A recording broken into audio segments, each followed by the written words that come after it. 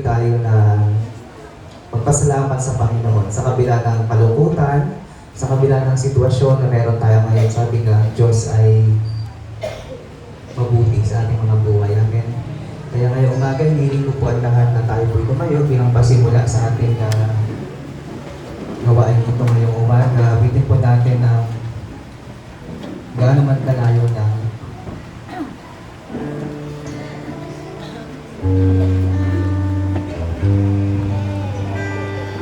pagkatapos po ng awit na ito ay talangin po natin ang mamiling para buksan po tayo sa panalangin.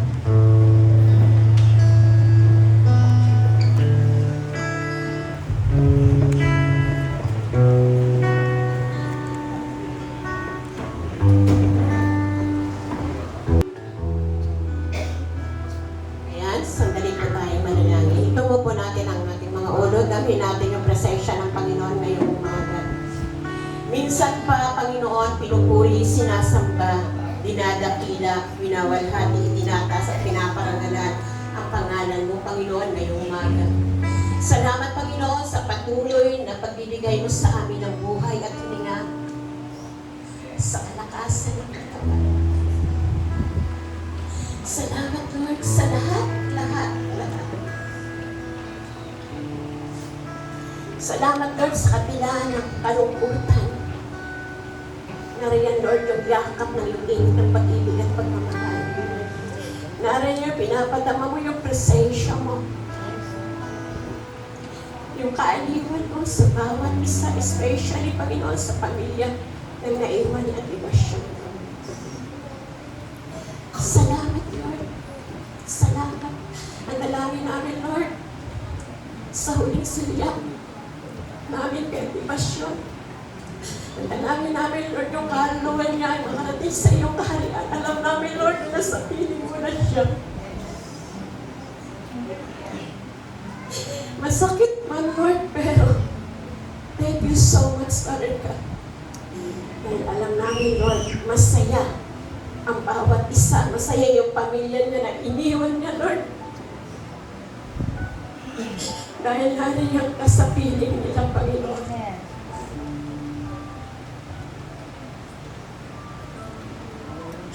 Thank you, Lord. Thank you so much, Father God.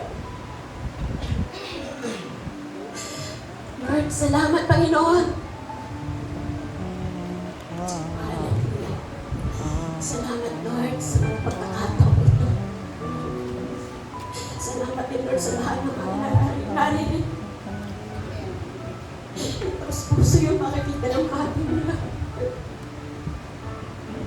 Ang dalangin ko, Lord, sa lahat ng mga naririto, especially, Lord, sa mga unbeliever, Lord. Nawa, Lord, matagpuan ka rin nila, Lord, sa puso nila. Isentro ka nila sa kanilang puso, Panginoon. Salamat, Lord, sa pagbibigay mo sa amin, sa pagpapahiram mo ng buhay. Ikaw, Lord, yung nagbigay sa amin ng buhay. Ikaw rin, Lord, yung nakakaalam kung kailan mo kami kukunin. Kaya dalangin namin, Lord, yung buhay namin ay ialay namin sa iyo, Lord. Ikaw na po, Lord, yung mahalas sa amin. Salamat, Lord, sa umagang ito. Sa iyo, at least napapulit ka sa salamat sa pangalan ni Jesus. Amen. Kaya nanatili po tayong nakatayo sa bawat isa.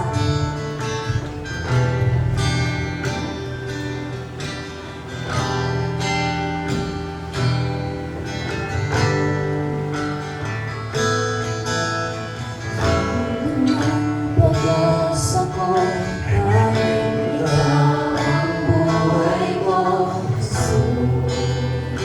Kahit pa nga kami, Panginoon, ay nangangamba. Basta ikaw ang kasama, pananampalataya.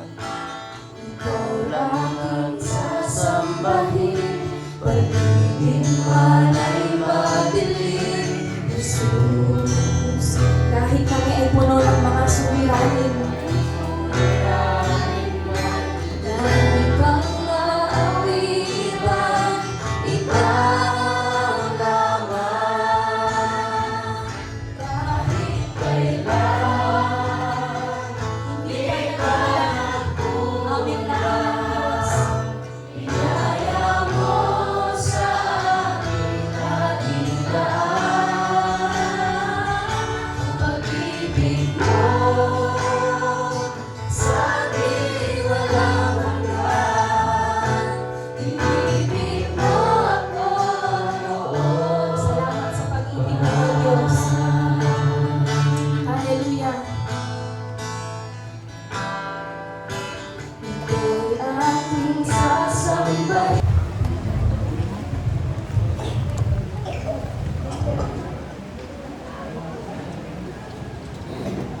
Ayan, muli po ay ang aming buong pamilya ay nagpapasalamat sa bawat isa.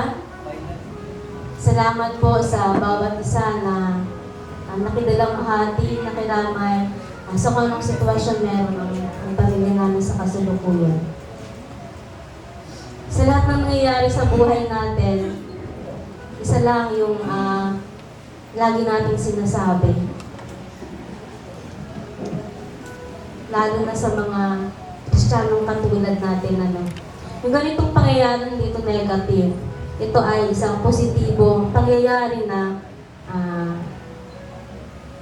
kusang loob na tinatanggap ng pamilya.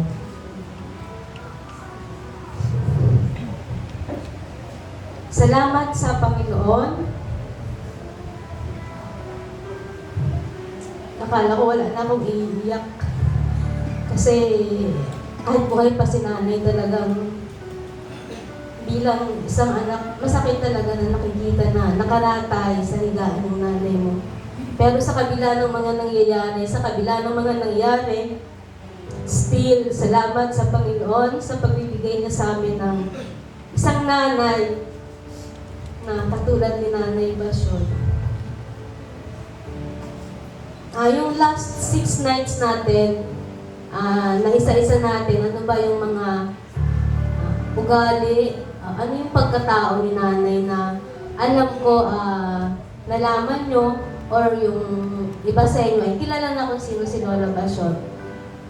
At salamat sa Panginoon dahil ang Diyos ang dahilan kung bakit merong Lola Basyon, Nanay Basyon, Ate Basyon na laging positibo sa lahat ng nangyayari sa buhay. At dahil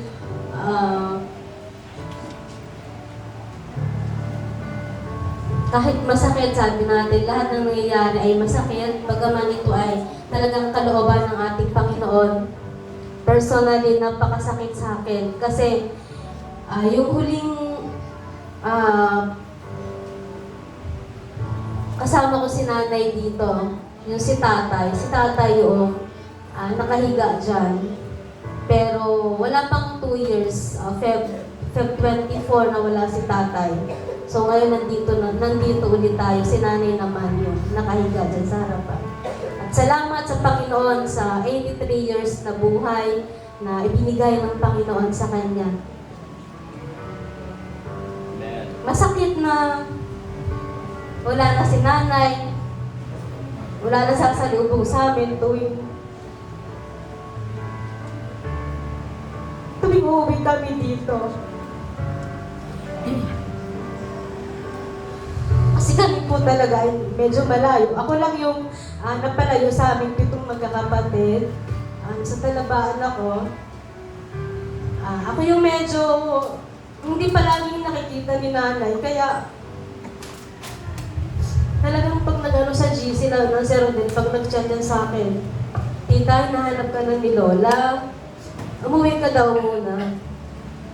Ayan, namimiss niya na ika ang mga apo niya. So, yun yung saka lang kami uuwi. Tapos, nakakapanibago lang na bawat uuwi kami kasi siyempre sinasabi nila kay nanay na uuwi kami. Ayan, hindi na yan matali. Pabalik-balik na yan.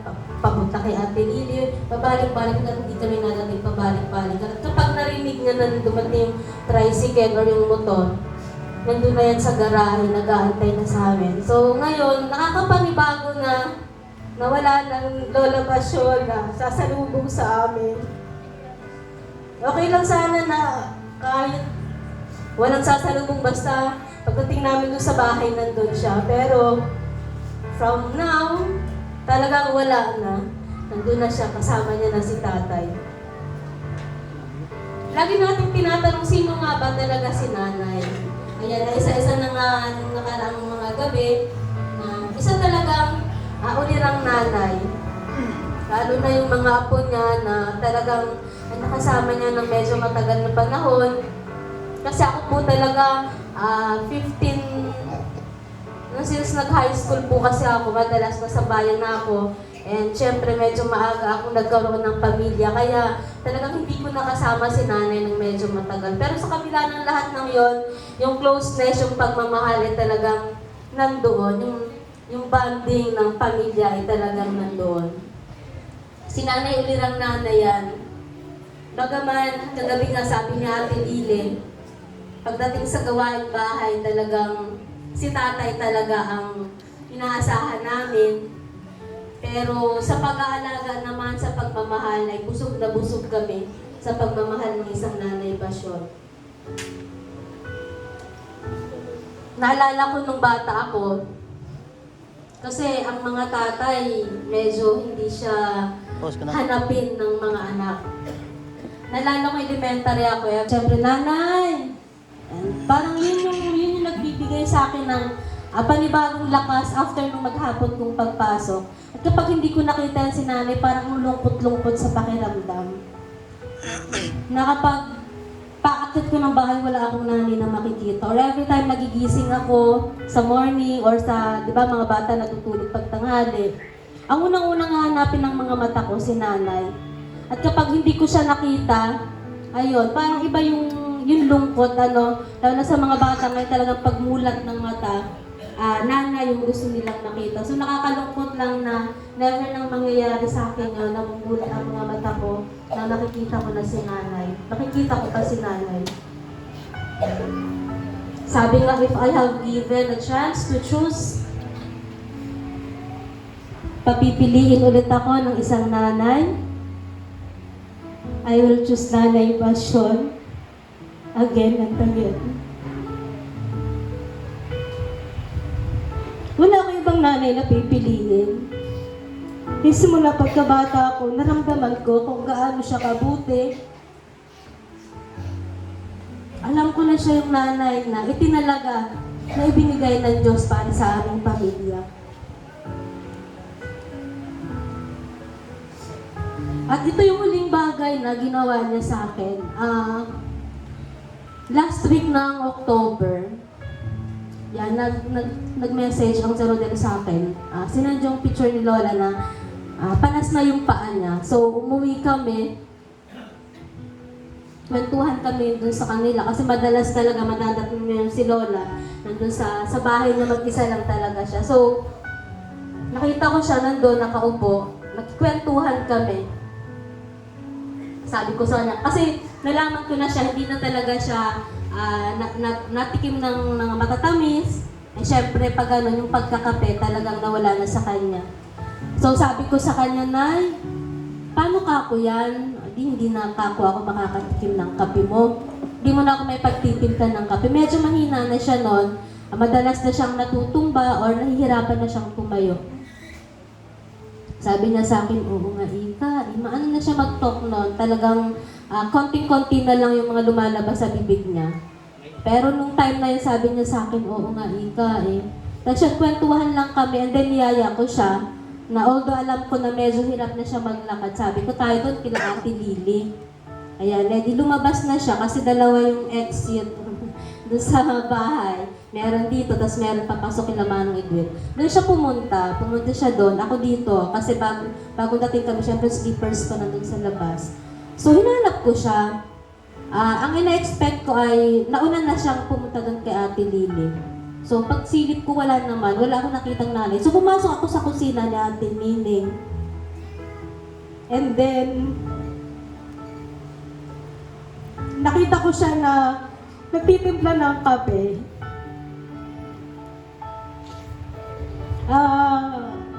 Nakapaglagay na siya ng kape asukal. Kasi sa ulo niya na yung lasa ng kape ko eh. Sa ulo niya na yung timpla ng kape ko. Kasi every time na uuwi talaga kami, walang oras kahit penay, katanghalian, basta dumating kami, alam niya na kung ano yung ihahain niya sa akin.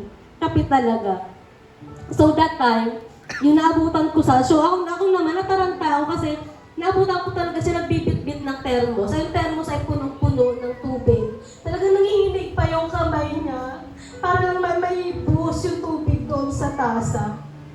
So, na-realize ko nito na, yun yung pala yung last time, yung huling-huling pagtitimpla niya ng kape sa akin, hindi na pala mauulit yun. Kaya pala kahit sobrang hinang-hina na siya, talagang gusto niya iparamdam sa akin na kasi yun yung way of showing niya ng pagmamahal, hindi lang sa akin, kahit sa mga apo niya. Yung simpleng pagtitimpla ng kape, yun talaga yung way niya na gustong iparamdam na mahal niya kami. Yun sa akin, yun nga yung talagang ginagawa niya sa akin. So, nakakalungkot lang na yun na pala, yung huling araw, natitimplahan niya ako ng kape. Wala. Tuwing uwi ako, wala ng nanay. Nagagawa nun para sa akin. Almost 1.5 month na nagkasakit siya. Nakakatuwa lang, salamat sa Panginoon kasi hindi na siya gano'n nahirapan siya. So, nung Sunday, while waiting kay Ate Lily, sabi niya sa akin, talagang, pag umaga kasi yun yung chance niya lang, na parang yung aura niya, pag morning, medyo maganda. Parang medyo, nakakapagsalita siya ng, kahit talagang yung tenga mo idalapit mo sa bibig niya, nagsasalita siya. So yung last word, or last sentence na sinabi niya sa akin, after niya makita yung picture ni Lolo, ni Tatay, sabi niya sa akin, mauli na ako sa Amon. So sa Tagalog po, uuwi na ako sa amin. So nandun si Auntie Belen nung time na yon. So sabi ko sa kanya, saan ka ko ang inag dito sa Amon, doon sa amin. Tapos sabi ko lang sa kanya, basta ka ako nanay kapag uuwi ka na, kapag alis ka na, magpapaalam ka ng ayos sa mga anak mo ha, magpapaalam ka ng ayos sa mga apo mo. Sagot niya sa akin ay, syempre. Sabi niya gano'n. So, ang huli ko pang sinabi sa kanya, sabi ko, paano ka kuya kung uuwi ka na wala pa ka si Gian tsaka si Imart? Kasi talagang nag-roll call na siya ng mga apo niya, ng mga last days niya. Kasi si akin talaga expected na hindi naman talaga basta-basta makakauwi dito. So si Imart at saka yung panganay ko si Gian, yung talagang inaantay niya. Hanggang sa sobrang hina niya na talagang hinahanap niya pa yung dalawa. So nung tinanong ko, sabi ko sa kanya, paano ka ako si Imart at si Gian? Wala pa ka ako. Kasi nung Sunday yun, ako si Gian, ako Tuesday pa siya dadating. Kako'y maaantay mo pa ba? So, umiling lang siya. Hindi na ako umiling. Sabi ko, Lord, bahala ka na po. Yun naman yung lagi namin pinag-pray sa Kanya na tanging ang Panginoon lang ang nakakaalam ng buhay natin. Sabi nga, ang Diyos ang nagbigay ng buhay. Siya rin ang may karapatan kung kailan niya ito kukunin sa atin. So, as a family, kami ay bagaman tanggap na namin, maluag na sa aming mga puso, but there are times pa rin talaga na yung pain andito yung sakit. Salamat na nga lang kasi tayo ay lumaki sa Kristiyanong pamilya, lahat ng nangyayari sa buhay natin ay nagiging positibo. Kaya yun, nanay, ito lang yung masasabi ko sa'yo. Alam ko na hindi mo na ako maririnig, pero salamat. Thank you for all your sacrifices, for the love. At alam mo, nanay, kung gaano ka namin minahal yung last days kasi na talaga ay nag-alternate kami ng pag-aalaga sa kanya. So, yung ganung bagay, yung simpleng ganung bagay ay bago yung mga huling sandali ng buhay niya ay naramdaman niya kung gaano siya kamahal ng kanyang pamilya. Kaya sa umagang ito, sa kabila ng lahat ng nangyayari sa atin, sa kabila ng lahat ng nangyayari sa pamilya namin, tanging sa Panginoon pa rin namin ibinabalik ang pinakamataas na pagpupuri at pasasalamat. Purihin ang Panginoon. Magandang umaga po sa ating lahat. Bagaman tayo po ay natitipon sa bulwagang ito, sa simbahang ito, upang tunghayan ang huling sandali ng ating yumaong kapatid, at malungkot ang atmosphere, subalit naniniwala po tayo na ang Diyos ang ating taga-aliw. Ang Diyos ang nagbibigay sa atin ng kagalakan, kaya hanapin natin ang kaaliwan mula sa mga salita ng ating Panginoon. Tayo po ay sumalit na yumuko at tayo po ay manalangin. Aming Amang Banal na nasa langit, may-ari ng aming buhay, may akda ng aming lakad, Panginoong Diyos, na aming lakarin sa mundong ito. Ikaw na nakakakita sa amin, Lord, mula sa aming paglabas sa sinapupunan ng aming ina hanggang sa paghugot namin ng huling hininga. Ikaw, Panginoong Diyos, na tapat sa amin, ay patuloy na nakatunghay at kailanman ay hindi nag-iwan sa iyong mga minamahal. Panginoon Diyos, nagpapasalamat po kami sa umagang ito. Bagaman, Panginoon Diyos, ito ang uling sandali ng aming pong pagtunghay sa labi ng aming mahal na kapatid. Panginoon, ang aking dalangin, bigyan mo ng kaaliwan ang bawat isa sa mga anak, mga apo, mga mahal sa buhay ng yumaong kapatid, Panginoon Diyos. Upang sa sandaling ito, lalo nilang ma-appreciate, Lord God, ang mga bagay na ginawa mo, pinakita mo, naranasan nila, narinig nila mula sa kapatid na yumao, Panginoon Diyos, na siyang yayakapin nila, Panginoon, upang sa dako pa roon, magkakaroon sila ng inspirasyon na magpatuloy na maglingkod sa iyo sa ganang ito, Panginoon Diyos, ang ipinakita ng iyong anak. Pagpalain mga iyong mga salita, Panginoon Diyos, na aming maririnig ngayon.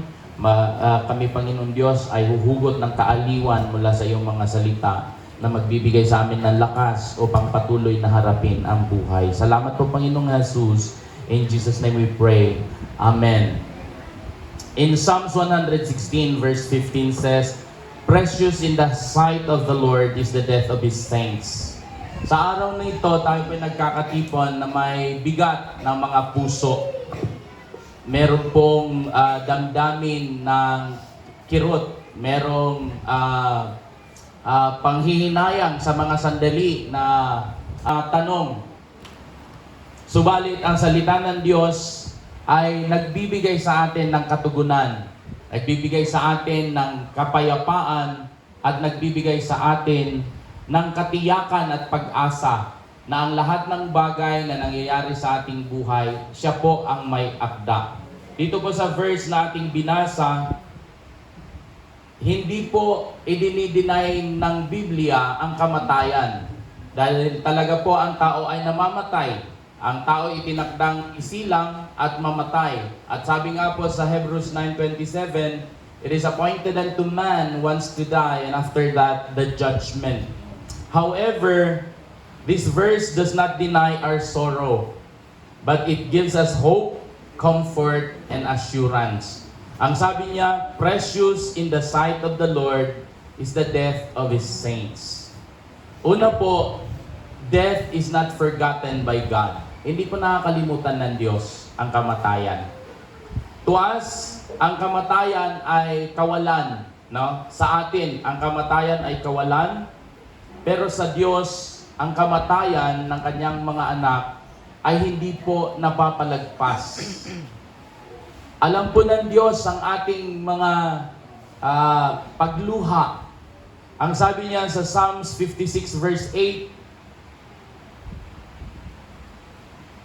"Nalalaman niyo ang aking kalungkutan at napapansin niyo ang aking mga pag-iyak. Hindi ba't inilista niyo ito sa inyong aklat?" Yung po sabi ng salita ng Panginoon. Nalalaman ng Diyos ang ating mga pag-iyak, nalalaman ng Diyos ang ating mga kalungkutan, at saka sa makatuwid po, inililista ng Diyos ang ating mga pagluha. Inaalala ng Diyos, tinitingnan ng Diyos, hindi po napapalagpas. Kaya nga ang sabi niya, ang kamatayan ay hindi paglimot para sa Diyos, kundi ito po ay pag-welcome ng Diyos sa kanyang mga pinili. Amen? The word precious means valuable, honored, and deeply treasured. God does not treat the death of His saints casually. It matters deeply to Him. Hindi po pangkaraniwan sa Diyos ang kamatayan ng kanyang mga anak. Hindi pangkaraniwan sa Diyos ang kamatayan ng kanyang mga pinili. He cares deeply. Kaya nga sabi niya, maging ang ating mga pagluha, hindi po napapalagpas sa Diyos. Naiintindihan po ng Diyos ang ating mga kalungkutan. Naiintindihan ng Diyos ang ating mga pagdadalamhati. Kaya nagbibigay po siya ng pag-asa sa atin. Pangalawa po na bagay na makukuha natin doon sa text natin sa Psalms 116, death is not the end for God's saints. Hindi po katapusan ang kamatayan para sa mga pinili ng Diyos. Ang ating po mahal na Lola Basyon, kung makikita po ninyo, hindi po nagtapos ang kanyang buhay ngayon. Dahil ang bawat isa sa inyo, mga apo at mga anak, patuloy po ninyong dinadala, ipinamumuhay yung impluensya ng kanyang buhay. Amen? Kaya kayo nandito ngayon, napakasarap po isipin sa isang tao na kapag siya po ay namatay, maraming dumadalo. Patunay lamang po yun na ang taong yon ay mahalaga at merong iniwang bakas. Merong iniwang legacy. At ang buhay ng ating mahal na lola ay hindi po nagtatapos ngayon. Subalit ito lamang po ay ika nga, pagbubukas ng isang pintuan para sa walang hanggang buhay. Death is not the end. This is just the beginning for eternity. Amen? Dahil alam natin na pagkatapos nito, hindi na siya muling mamamatay. Kundi siya ay habang panahon, habang buhay, nakapiling ng kanyang nilikha. A saint is not a perfect person, but one who belongs to God through Him. Jesus said, I am the resurrection and the life. Sabi sa John 11:25, sabi ng Panginoong Jesus, ako ang buhay at ang muling pagkabuhay. Ang sino mang namatay sa akin ay muling mabubuhay at hindi na siya muling mamamatay. Kaya naniniwala tayo ang ating Lola Basyon. Ngayon, kapiling na siya ng Diyos, hindi na siya muling mamamatay. Subalit, yung legacy na iniwan niya sa atin ay dapat din nating ipamuhay. Ang halimbawang kanyang ipinakita sa atin, lakaran natin upang sa ganun pagdating ng panahon ng muling pagkabuhay, magsasama-sama pa rin tayo muli kasama ang ating mahal na Lola Basyon. Bakit? Dahil parehas na daan ang ating tinahak. Amen? Na ang buhay natin ay pinagkatiwala din natin sa Diyos na siyang mayakda ng buhay, na siyang pinaglingkuran ng ating mahal na lola. At kapag gano'n ang ating ginawa, patuloy na naglingkod sa Diyos, pagdating ng panahon ng muling pagkabuhay, mayroon tayong katiyakan na magsasama-sama din tayong muli. Subalit kung hindi po natin lalakaran ang legasiya na kanya pong nilakaran, ay kabaligtaran po yun sa ating aasahan. Amen? Paul declared in 2 Corinthians 5:8, ang sabi niya, to be absent from the body is to be present with the Lord. Ibig sabihin, sa pagpanaw ko sa katawang ito, sabi ni Pablo, ako naman ay sasama sa Diyos na may akda ng aking buhay. Bagaman tayo lumuluha, nalulungkot tayo sa pagpanaw ng ating mahal na lola, subalit, meron tayong pag-asa at kagalakan na sa pagpanaw niya mula sa katawang ito, mamaya ililibing natin ang katawang ito, meron po tayong katiyakan ng kanyang kaluluwa ay kasama ng kanyang nilikha sa habang panahon. Amen? To be absent from the body is to be present with the Lord. For believers, death is not a full stop. It is a comma. It is a doorway from pain to peace, from suffering to rest, from faith to sight. Amen. Sabi nga ninyo ng mga nagtestimony, no pain na po, lola. Tapos na ang paghihirap, tapos na ang pasakit, at tapos na ang kanyang panahon. Subalit, isang pag-asa na napakasarap isipin dahil sa kanyang pagpanaw, nung siya'y nabubuhay pa, naglilingkod siya sa Panginoong Jesus by faith. Hindi natin siya nakikita. Subalit kapag tayo ay pumanaw, makakapaglingkod na tayo sa Panginoon by sight. Dahil makakasama na natin ang ating Panginoon. Pakatlo po, death is a homecoming. It's not a tragedy. Ang kamatayan, pag-uwi. Amen? Kaya, dapat ang term hindi pagpanaw, pag-uwi. Umuwi na si Lola. Hindi pumanaw na si Lola, kundi umuwi na si Lola. Amen? Dapat ganon. Umuwi na. Bakit? Kasi ang kamatayan ay pag-uwi. When God calls His child home, heaven receives what the earth has temporarily borrowed. Kapag tinatawag na lumikha, ng Diyos na lumikha ang kanyang mga anak sa pamamagitan ng kamatayan, isusoli na ng sanlibutan. Kasi dito temporary lang tayo eh. Amen po ba? Temporary lang tayo dito. Subalit napakaganda pong pangako ng Diyos ang makikita natin sa kanyang mga salita. Sa Revelation chapter 14 verse 13, ang sabi niya, "Blessed are the dead who died in the Lord. They will rest from their labor." Mapalad ang mga na namatay sa Panginoon dahil sila ay makapagpapahinga sa kanilang mga paghihirap, sa kanilang mga pagsisikap. Subalit nakakalungkot sa mga mamamatay na ang buhay ay wala sa Panginoon. Dahil wala pong pangakong kapahingahan ang Diyos para sa kanila. Sa halip ang pangako ng Diyos sa mga namatay na wala sa Diyos, sila ay magdurusa doon sa apoy, doon sa impyerno. Kaya kung minsan ang kamatayan, hindi lamang po ito pagpapauwi, pamamaalam natin sa ating mga mahal sa buhay. Ito din po ay panahon upang makita natin na ang sinapit ng ating mahal na lola. Meron po ba tayong katiyakan na isasama tayo ng Panginoon? At ang pangako niya na mapalad ang mga namamatay sa Panginoon sapagkat sila'y magkakaroon ng kapayapaan. Meron po ba tayong katiyakan na ganun din po ang ating tatanggapin? Amen? Dapat meron tayong katiyakan. While we grieve here, heaven rejoices there. Amen? Habang tayo ay nagdadalamhati rito, ang buong kalangitan ay nagagalak. And they are rejoicing, they are celebrating in welcoming the saints of God. Amen? What we experience as separation, God sees as welcome. Sa atin, paghihiwalay ni Lola mula sa atin, pero sa Diyos, pag-welcome niya naman kay Lola doon sa kanyang piling. Kaya dapat tayo din ay bagaman meron tayong kalungkutan, meron tayong pagdadalamhati, meron din po tayo dapat kagalakan na sa wakas, katulad na ng sinasabi natin, no more pain, Lola, but there will only be joy in the presence of the Lord.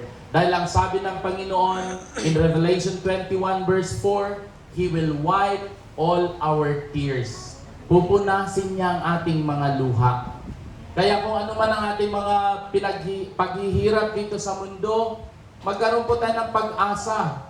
Pagdating ng panahon, papahirin ng Diyos ang lahat ng ating mga luha. Amen? At ang pang-apat po, our hope is in the living God. Ang pag-asa natin ay sa ating buhay na Diyos. Our comfort today is not found in memories alone, but in the promises of God. Amen? Yes, we keep the memories. Of course, we embrace the memories. Ako din po ay namatayan ng ina. Katunayan po ang aking ama namatay sa aking braso December 24, 1998. At ang mama ko naman ay namatay February 14, 2012. Sa piling ko din po. Ramdam ko ang bigat. Subalit isang bagay ang aking bawat pagtunghay ko sa pagpanaw ng aking mga mahal sa buhay, ang katiyakan na sila ay nasa piling ng Diyos ang nagbibigay po sa akin ng kaaliwan.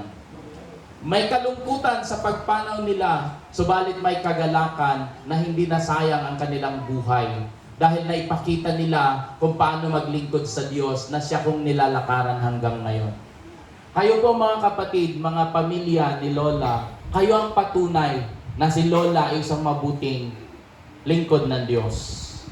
Hindi man siya tumayo dito sa pulpito upang mangaral, subalit siya isang misyonera.